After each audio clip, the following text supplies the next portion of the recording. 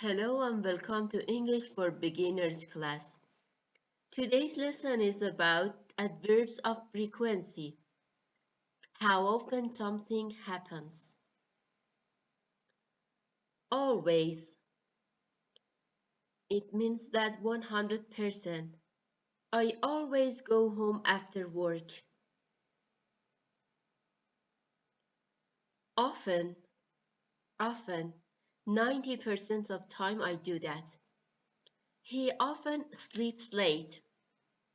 Most of the time he works with his mobile phone, so he often sleeps late.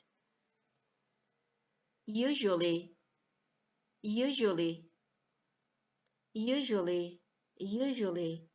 70%.